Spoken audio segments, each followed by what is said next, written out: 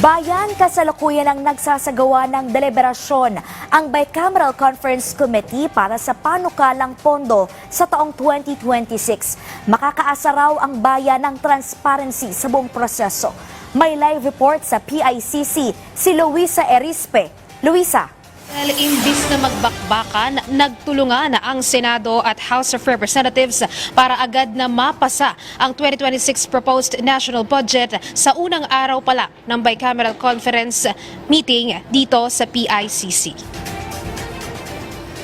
Simula pa lang ng meeting ng BICAM, imbis na magbangayan, nagkaisa ang Senado at Kamara sa mga prioridad na mabigyan ng malaking pondo para sa 2026 proposed budget. Ito ay ang sektor ng edukasyon, kalusugan at agrikultura.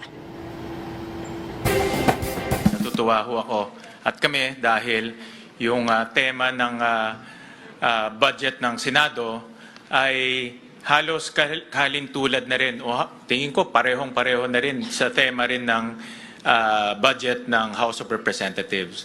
Kami rin po binigyan ho namin ng malaking atensyon ang sektor ng edukasyon, malaking atensyon ang sektor ng public health at agriculture. I'm also very confident that we will be able to craft a version of the budget na talaga pong sumasalamin sa gusto pong mangyari ng ating mga kasamahan pareho po sa Kongreso at sa Senado. Dahil alam ko naman po, yun na rin po yung sinabi sa atin ng ating Pangulong Ferdinand Marcos Jr. noong SONA na sana mabigyan ng prioridad ang human capital development patungkol po sa edukasyon, agrikultura at kalusugan.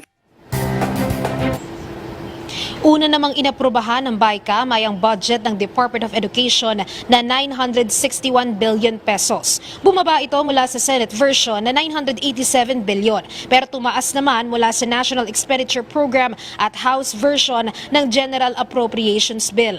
Ayon naman kay Representative Micaela Swansing, sa ipinasang budget ng DepEd, makakabuo na ng 35,000 classrooms, madaragdagan din ang feeding programs sa 200 araw at matutugunan ang kakulangan sa libro at iba pang learning materials ng mga estudyante. I'd just like to highlight the biggest increase, and that would be in terms of classrooms, in terms of textbooks, at saka pagdating po sa school-based feeding program. Mahalaga din po na ating po ipaalam sa ating mga kababayan na kahit ano pong programa sa Department of Education, hindi po tayo bumaba mula po sa NEP. Lahat po ng mga programa, itinaas po natin mula po sa level ng NEP. Samantala, may napansin naman ang minorya ng Senado sa ibinigay sa kanilang kopya na reconcile disagreeing provisions sa bersyon ng Senado at Kamara.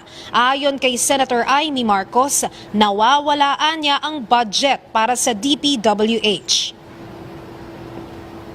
Sa anumang papel, sa 9-page summary, o dito man sa binigay sa atin kahapon lamang na reconciliation of disagreeing provisions. Bakit po walang budget yung DPWH? Ang schedule po ng DPWH ay bukas po. Senator Sherwin Gatchalian, mabibigyan sila ng kopya at bukas patatalakayin ang budget ng DPWH.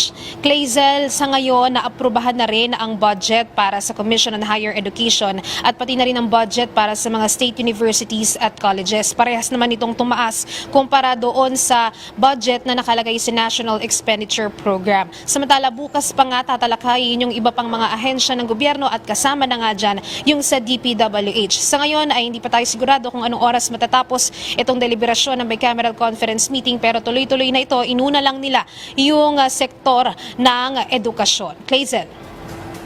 Maraming salamat, Luisa Erispe.